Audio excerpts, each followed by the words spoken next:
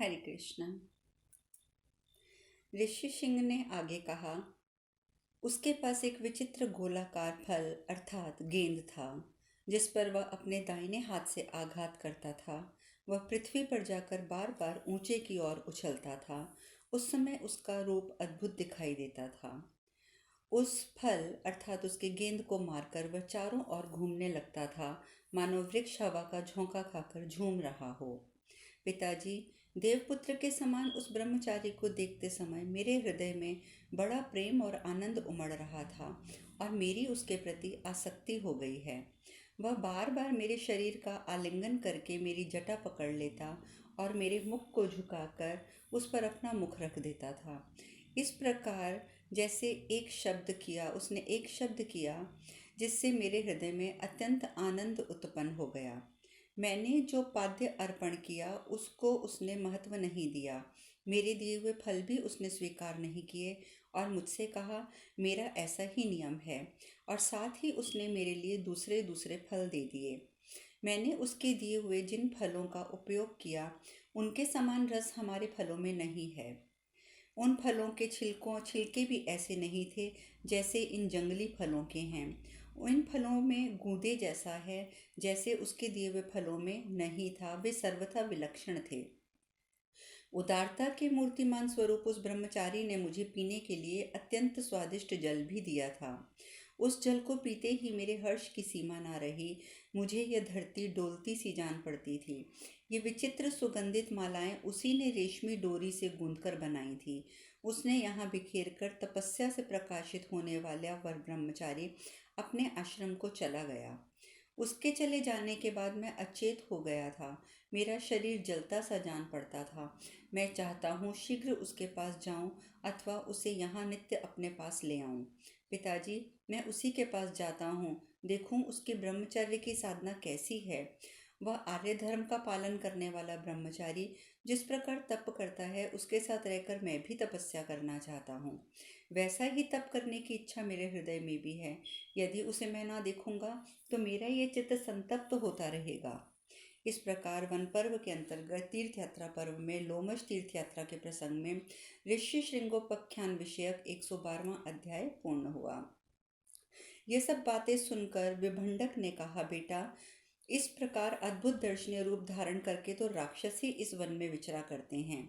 ये अनुपम पराक्रमी और मनोहर रूप धारण करने वाले होते हैं तथा ऋषि मुनियों की तपस्याओं को सदा विघ्न में डालने का उपाय सोचते रहते हैं। तात, वे मनोहर रूपधारी राक्षस नाना प्रकार के उपायों द्वारा मुनि लोगों को प्रलोभन में डालते हैं। फिर वे भयानक रूप धारण करके वन में निवास करने वाले मुनियों को आनंदमय लोकों से नीचे गिरा देते हैं। अतः जो साधु पुरुषों को मिलने वाले पुण्य को पाना चाहता है, वह मुनि मन को संयम में रखकर उन राक्षसों का जो मोहक रूप बनाकर धोखा देने के लिए आते हैं, किसी प्रकार सेवन ना करे। वे पापचारी निशाचर तपस्वी मुनियों के तप में विघ्न डाल देते हैं और प्रसन्न होते हैं। अतः तपस्वी को चाहिए कि वह उनकी ओर आंख उठाकर भी ना देखे। वत्स, जिसे तुम जल समझते थे वह जल नहीं था, वह मद्य था। वह पापजनक और अपेय है। उसे कभी नहीं पीना चाहिए। दुष्ट पुरुष उसका उपयोग करते हैं तथा ये विचित्र उज्जवल सुगंधित पुष्पमालाएं भी मुनियों के योग्य नहीं बताई गई हैं। ऐसी वस्तुएं लाने वाला राक्षस ही है। ऐसा कहकर विभंडक मुनि ने पुत्र को उससे मिलने जुलने का मना कर दिया और स्वयं उस वेश्या की खोज करने लगे। 3 दिनों तक ढूंढने पर भी जब उसका पता न चल सके तब वे आश्रम लौट आए। जब कश्यप नंदन विभांडक मुनि आश्रम से पुनः विधि के अनुसार फल लेने के लिए वन में गए, तब वह वैश्या श्रृंग ऋषि मुनि को लुभाने के लिए फिर उनके आश्रम पर आई। उसे देखते ही ऋषि श्रृंग मुनि हर्ष विभोर उठे और घबरा कर तुरंत उसके पास दौड़ गए। निकट जाकर कहा, ब्राह्मण, मेरे पिताजी जब तक लौट कर नहीं आते तभी तक मैं और आप दोनों आपके आश्रम की ओर चल दें। राजन, तदंतर विभंडक मुनि के इकलौते पुत्र को युक्ति से नाव में ले जाकर वैश्या ने नाव खोल दी। फिर सभी युवतियां भांति भांति के उपायों द्वारा उसका मनोरंजन करती हुई उस अंगराज के समीप आईं। नाविकों द्वारा संचालित उस अत्यंत उज्जवल नौका को जल के बाहर निकालकर राजा ने एक स्थान पर स्थापित कर दिया। और जितनी दूरी से वह नौकागत आश्रम दिखाई देता था, उतनी दूरी के विस्तृत मैदान में उन्होंने श्रृंग ऋषि मुनि के आश्रम जैसा एक विचित्र वन का निर्माण कर दिया, जो नाव्याश्रम के नाम से प्रसिद्ध हुआ। राजा लोमपाद ने विभंडक मुनि के इकलौते पुत्र को अपने महल के भीतर निवास में ठहरा दिया और कहा देखा, सहसा उसी क्षण इंद्रदेव ने वर्षा आरंभ कर दी और सारा जगत जल से परिपूर्ण हो गया। लोमपाद की कामना पूरी हुई। उन्होंने प्रसन्न होकर अपनी पुत्री शांता श्रृंग ऋषिको मुनि को ब्याह दी। फिर विमुंडक मुनि के क्रोध के निवारण का भी उपाय कर दिया। जिस रास्ते से महर्षि आने वाले थे, उसमें स्थान स्थान पर बहुत से गाय बैल रखवा दिए और किसानों द्वारा खेतों की जुताई आरंभ करा दी। राजा ने विभंडक मुनि के आगमन पथ में बहुत से पशु और वीर पशु रक्षक भी नियुक्त कर दिए और सबको ये आदेश दे दिया कि जब पुत्र की अभिलाषा रखने वाले महर्षि विभंडक तुमसे पूछें, तब हाथ जोड़कर इस प्रकार उत्तर देना, ये सब आपके पुत्र के ही पशु हैं, ये खेत भी उन्हीं के जोते जा रहे हैं। महर्षि आज्ञा दें, हम आपका कौन सा प्रिय कार्य करें, हम सब लोग आपकी आज्ञा पालक दास हैं। इधर प्रचंड कोपधारी महात्मा विभंडक फल मूल लेकर अपने आश्रम आए। वहां बहुत खोजने पर भी अपना पुत्र उन्हें दिखाई न दिया, अतः वह अत्यंत क्रोध में भर गए। कोप से उनका हृदय विदीर्ण सा हो गया था। उनके मन में ये संदेह हुआ कि कहीं राजा लोमपाद की ये करतूत तो नहीं है। तब वे चंपा नगरी की ओर चल दिए, मानो अंगराज को उनके राष्ट्र और नगर सहित जला देना चाहते थे। थक कर भूख से पीड़ित होकर विभंडक मुनि सायंकाल में उन्हें समृद्धशाली गोष्ठों में गए। गोपगणों ने उनकी विधिवत पूजा की। वे राजा की भांति सुख सुविधा से भरकर रात भर वहीं रहे। गोपगणों ने अत्यंत सत्कार पाकर मुनि ने पूछा, तुम किसके गोपालक हो? तब वह निकट आकर बोले, ये सारा धन आपके पुत्र का ही है। देश देश में सम्मानित हो। वे ये मधुर वचन सुनते सुनते मुनि का रजोगुणोजत अत्यधिक क्रोध बिल्कुल शांत हो गया। वे प्रसन्नता पूर्वक राजधानी में जाकर अंगराज से मिले। नरश्रेष्ठ लोमपाद से पूजित हो मुनि ने अपने पुत्र को उसी प्रकार ऐश्वर्य संपन्न देखा जैसे देवराज इंद्र स्वर्गलोक में देखे जाते हैं। पुत्र के पास ही उन्होंने बहु शांता को भी देखा, जो विद्युत के समान उद्दासित हो रही थी। अपने पुत्र के अधिकार में आए हुए ग्राम घोष बहुशांता को देखकर उनका कोप शांत हो गया। युधिष्ठिर, उस समय विभंडक मुनि ने राजा लोमपाद पर बड़ी कृपा की। सूर्य और अग्नि के समान प्रभावशाली महर्षि ने अपने पुत्र को वहीं छोड़ दिया और कहा, बेटा, पुत्र उत्पन्न हो जाने पर इन अंगराज के सारे प्रिय कार्य सिद्ध करके फिर वन में आ जाना। ऋषि श्रृंग ने पिताजी की आज्ञा का अक्षरश पालन किया, अतः वे पुनः उसी आश्रम में चले गए जहां उनके पिता रहते थे। नरेंद्र, शांता उसी प्रकार अनुकूल रहकर उनकी सेवा करती थी जैसे आकाश में रोहिणी चंद्रमा की सेवा करती है, अथवा जैसे शालिनी अरुंधति वशिष्ठ जी की, लोपामुद्रा अगस्त्य जी की, दमयंती नल की और शची व्रजधारी इंद्र की सेवा करती है। युधिष्ठिर, जैसे नारायणी इंद्रसेना सदा महर्षि मुद्गल के अधीन रहती थी और पांडु नंदन जैसे सीता महात्मा दशरथ नंदन श्री राम के अधीन रही है और द्रौपदी सदा तुम्हारे वश में रहती है, उसी प्रकार शांता भी सदा अधीन होकर वनवासी ऋषि श्रृंग की प्रसन्नतापूर्वक सेवा करती थी। उसका ये पुण्यमय आश्रम जो पवित्र कीर्ति से युक्त है, इस महान कुंड की शोभा बढ़ाता हुआ प्रकाशित हो रहा है। राजन, यहाँ स्नान करके शुद्ध एवं कृतकृत्य होकर अन्य तीर्थों की यात्रा करें। इस प्रकार श्रृंग ऋषि उपाख्यान विषयक 113वां अध्याय पूर्ण हुआ। वैशंपायन जी आगे कहते हैं, जन्मेजय, तदंतर पांडुनंदन युधिष्ठिर ने कौशिकी नदी के तट की सभी तीर्थों और मंदिरों की क्रमशः यात्रा की। राजन, उन्होंने गंगा सागर संगम तीर्थ में समुद्र पर तट पर पहुंचकर 500 नदियों के जल में स्नान किया।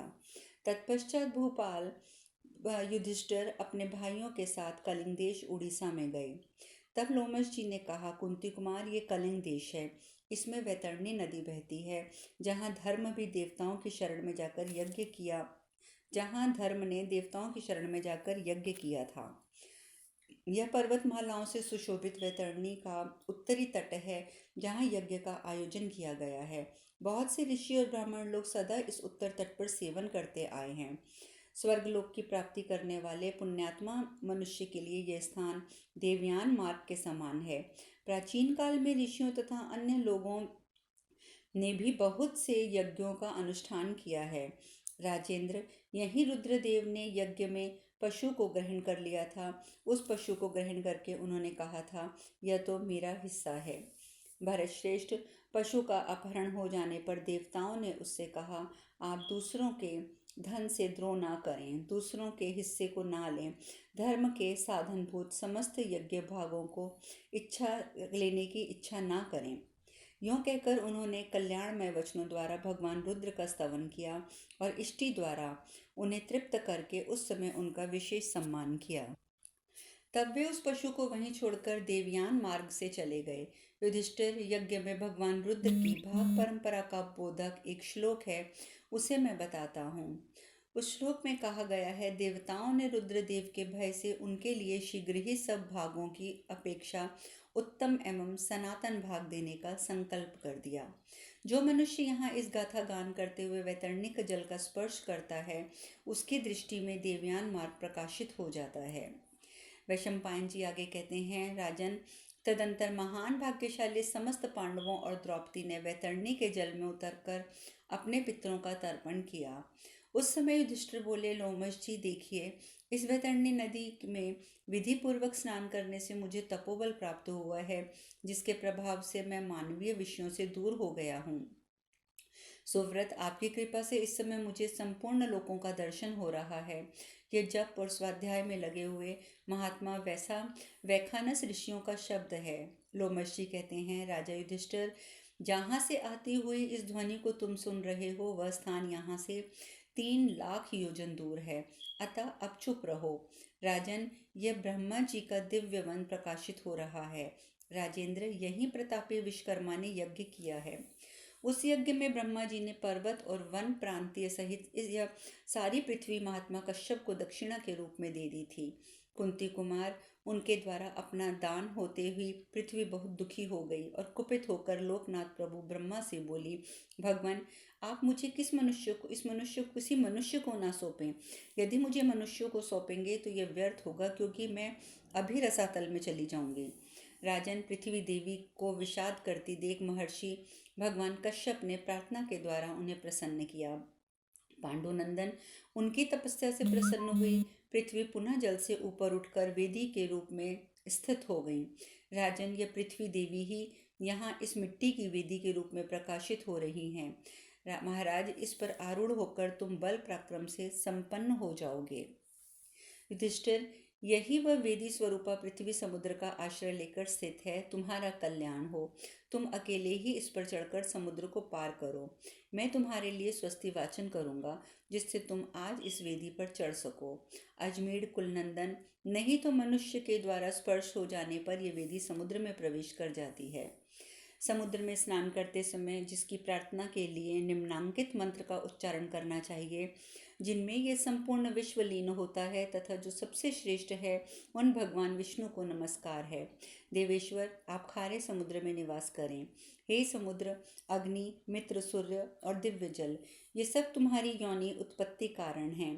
तुम सर्वव्यापी परमात्मा के रेतस हो और तुम ही अमृत की उत्पत्ति के स्थान हो। पांडुनंदन, इस सत्य वाक्य का उच्चारण करते हुए तुम शीघ्रता पूर्वक इस वेदी पर आरूढ़ हो जाओ। हे महासागर, अग्नि तुम्हारी योनि है और यज्ञ शरीर है। तुम भगवान विष्णु की शक्ति का आधार और मोक्ष के साधन हो। पांडुपुत्र, इस वचन को बोलते हुए नदियों के स्वामी समुद्र में स्नान करना चाहिए। कुरुक्षेत्र, जल का स्वामी समुद्र देवताओं का अधिष्ठाता है। कुंती नंदन, ऊपर बताई हुई रीति के सिवा दूसरे किसी भी प्रकार से इस महासागर का कुश के अग्रभाग द्वारा भी स्पर्श नहीं करना चाहिए। वैशंपायन जी आगे कहते हैं, जन्मेजय, तदंतर लोमश जी के स्वस्ति वाचन करने के पश्चात महाराज युधिष्ठिर उनकी बताई हुई सारी विधियों का पालन करते हुए समुद्र में स्नान करने के लिए प्रवेश कर गए। इसके बाद महेंद्र पर्वत पर जाकर उन्होंने रात्रि बिताई। महाभारत वन पर्व के अंतर्गत तीर्थ यात्रा पर्व में लोमश तीर्थ यात्रा के प्रसंग में महेंद्र चालन गमन विषयक 114वां अध्याय पूर्ण हुआ। वैशंपायन जी आगे कहते हैं, जन्मेजय, उस पर्वत पर एक रात निवास करके भाइयों सहित राजा युधिष्ठिर ने तपस्वी मुनियों का बहुत सत्कार किया। लोमश जी ने युधिष्ठिर जी से उन सभी तपस्वी महात्माओं का परिचय कराया। उनमें ऋषि भृंगु, ऋषि अंगिरा, ऋषि वशिष्ठ और कश्यप गोत्र के अनेक संत महात्मा थे। उन सब ने मिलकर राज ऋषि युधिष्ठिर के हाथ जोड़कर उन्हें प्रणाम किया और परशुराम जी के सेवक वीर अकृतवक्र्ण से पूछा, भगवान परशुराम जी इन तपस्वी महात्माओं को कब दर्शन देंगे? उसी निमित्त मैं भी उन भगवान भार्गव का दर्शन करना चाहता हूँ। अकृतवर्ण ने कहा, राजन, आत्मज्ञानी परशुराम जी को पहले ही ये ज्ञात हो चुका है कि आप आ रहे हैं। आपका उन पर बहुत प्रेम है, अतः वह शीघ्र ही आपको दर्शन देंगे। ये तपस्वी लोग प्रत्येक चतुर्दशी और अष्टमी को परशुराम जी का दर्शन देते हैं। आज की रात बीत जाने पर कल सवेरे चतुर्दशी हो जाएगी। युधिष्ठिर बोले, मुने, आप महाबली परशुराम जी के अनुगत भक्त हैं। उन्होंने पहले जो जो कार्य किया है उन सबको आपने प्रत्यक्ष देखा है। अतः हम आपसे ये जानना चाहते हैं कि परशुराम जी ने किस प्रकार और किस कारण से क्षत्रियों को युद्ध में पराजित किया। क्या आप मुझे वह वृतांत सुनाएंगे? अकृतवर्ण ने कहा, भरत कुलभूषण नृपश्रेष्ठ युधिष्ठिर, भृगुवंशी परशुराम जी की कथा बड़ी और उत्तम है। मैं आपसे इसका वर्णन अवश्य करूँगा। शेष कथा कल। हरे कृष्णा।